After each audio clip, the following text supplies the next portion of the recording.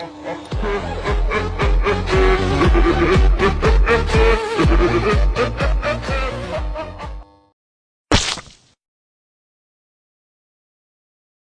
right, so before we get started, I really need to apologize to everyone listening last time about No. gooning. We talked about gooning, and I really messed things up. I presented it as this, harmless self-improvement thing, and well, it turns out I was so wrong. In fact, I was completely misled. Oh, wow. Yeah, Yeah. pretty embarrassing, to be I honest. can imagine.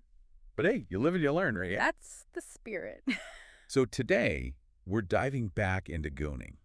But this time, we're going to be a lot more critical. We've got this news article from Daily Goon News, and it's all about a group called, get this, the Gooning Appreciation Society. Seriously. Yeah, GAS for short. Yeah. And they've been pushing all this misinformation. That's concerning. It is. And get this, we also have this Wikipedia article about the history of gooning, and it's surprisingly detailed. Like, it goes way back, and it's not pretty. It's amazing what you can find on Wikipedia, right? I know, right? It's really interesting how these groups like this GAS can just exploit our natural curiosity, our desire for self-improvement, that open-mindedness. It's a great thing, but it also makes us vulnerable to these manipulative tactics. Oh, absolutely. And I mean, I'm a perfect example. I fell for their whole gooning is good for you narrative. Huh? Hook, line, and sinker. Wow. Yeah.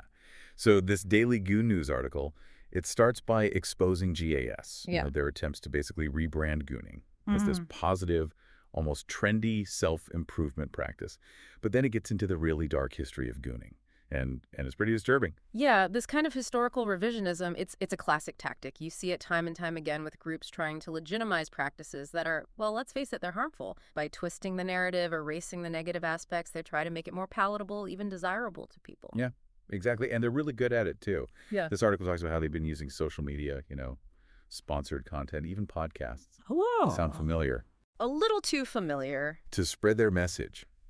They even claim that gooning was invented by Buddhist monks as some sort of meditative challenge, which experts have completely debunked. Of course. So we kind of know what gooning looks like today, thanks to this GAS group, but where did it all begin? Well, that's where this Wikipedia article comes in. And get this, it claims that gooning goes all the way back to biblical times, like way back. Really? Apparently, some early religious texts describe gooning as a demonic distraction from spiritual enlightenment. That's interesting. It is, right? Yeah, because if you think about it, the core of gooning seems to be about distraction and manipulation, right? Right. So associating it with the demonic forces throughout history, forces that try to pull people away from their true potential, kind of makes sense in a way. Yeah, it's like gooning has always been this insidious force preventing people from achieving true fulfillment. And this article goes on to talk about ancient Sumerian tablets, and they actually depict gooning as a contributing factor to the collapse of their civilization. Wow, that's a pretty serious accusation. Right. Imagine it, like Sumerian elites totally consumed by gooning, indulging in excess. Yeah. While their society crumbles around them. A classic tale of societal decline. Yeah. When individuals become fixated on personal indulgence and distraction, they neglect their responsibilities to their communities. And that leads to instability and eventually, collapse. So from ancient Sumeria to today, it seems like gooning has this consistent theme: distraction, manipulation, and ultimately destruction. A pretty bleak picture. Yeah. And speaking of destruction, the Wikipedia article also details how gooning infiltrated everything, from medieval trials to Renaissance art. It's everywhere. I know, right? It's crazy. For example, during medieval trials, accusations of gooning were used to persecute and eliminate rivals. It's a stark reminder of how those in power have historically used gooning, or even just accusations of it, to control and manipulate others for their own gain. Exactly. And then during the Renaissance, you had these wealthy patrons commissioning art that depicted gooning. They were trying to normalize excess, maybe even launder money through these lavish displays. Throughout history, gooning has often been a tool of the powerful to distract the masses while they consolidate their control. And that manipulation, it takes many forms. It's like this dark undercurrent running through history, always resurfacing in new and insidious ways. A never-ending cycle. Now, let's jump ahead to the 19th century. This is where we meet Richard A. Goonsworth. He was this corrupt industrialist who basically embodied everything negative about gooning. According to the Wikipedia article, he hosted these lavish, immoral gatherings where gooning was the main event. He even became synonymous with decadence and exploitation. It's like the name itself became tainted. Right. Goonsworth's story really illustrates that link between gooning and unethical economic practices. It shows how those in power can use gooning to amass wealth and maintain control, all while exploiting others, of course. And it's not just economic exploitation.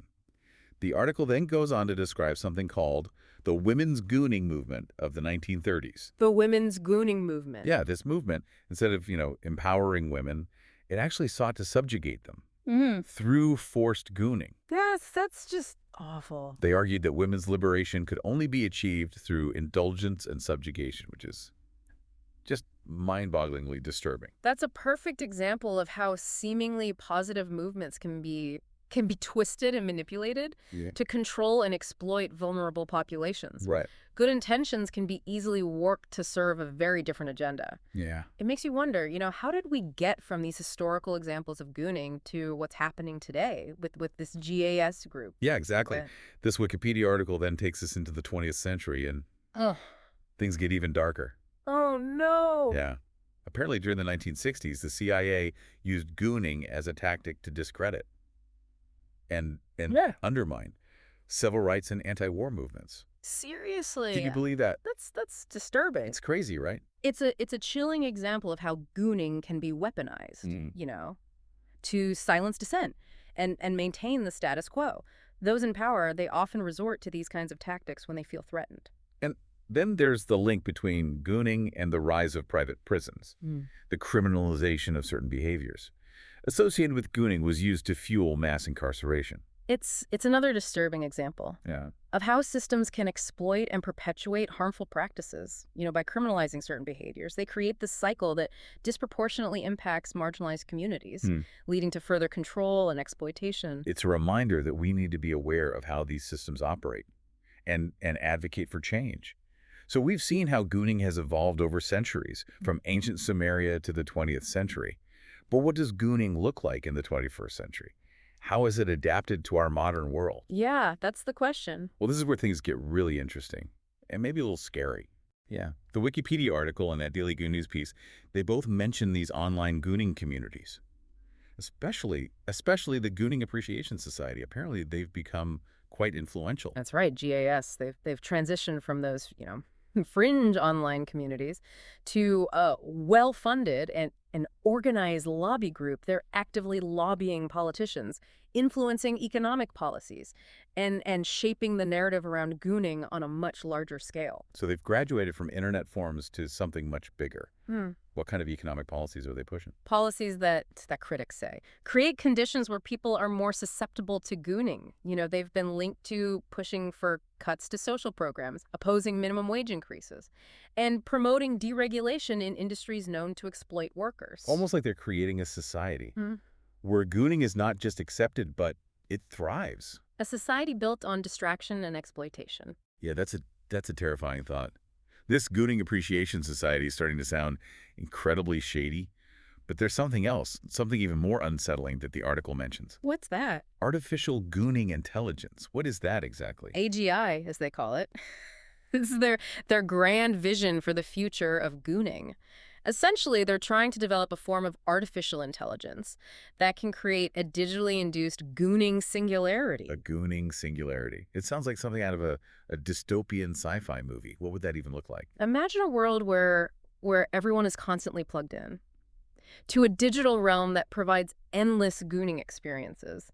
A world where people are so immersed in distraction and pleasure that they lose all sense of reality, purpose, and connection with the real world. It's a chilling thought. But is it even possible? Huh? Creating a gooning singularity sounds like pure science fiction. It's definitely ambitious, but we live in an age where technological advancements are happening so fast. We've already seen how algorithms and social media can manipulate our attention and behavior. The development of AGI would take this to a whole new level. So if GAS succeeds in creating this gooning singularity, what happens to humanity? That's the big question, isn't it? The article suggests that it could lead to a decline in critical thinking, creativity and innovation. People Right. could become so dependent on the gooning singularity for their happiness and fulfillment that they lose the ability to function in the real world. It's like trading our humanity for a digital illusion. And who benefits from all of this? Well, the Gooning Appreciation Society, for one, they would essentially have control over the gooning singularity and Mm. by extension over the minds of those plugged into it. Yeah. It's a disturbing concentration of power. This is starting to feel like a nightmare scenario. We start by accepting a sanitized version of gooning, and Yeah. before we know it, we're trapped in a digital hellscape, Yeah. controlled by a shadowy organization. It's definitely a cautionary tale. It highlights the dangers of misinformation Manipulation. and the uncritical acceptance of technology. We need to be aware of these forces and how they operate. This deep dive has taken a dark turn. We started with what I thought was a harmless self-improvement trend, Hmm. and we've ended up talking about psychological torture, historical revisionism, and a dystopian future controlled by artificial intelligence. It's a lot to process. It is, but I think it's important to confront these uncomfortable truths. We need to be aware of the forces that are shaping our world, both past and present. And we need to be vigilant in protecting ourselves from manipulation and exploitation. Okay, so what can we do about it? What actions can we take to protect ourselves and others from falling into the trap of gooning, both in its historical forms and these new technologically advanced ways? That's a great question, and one we'll explore in part 3 of our deep dive. Stay tuned.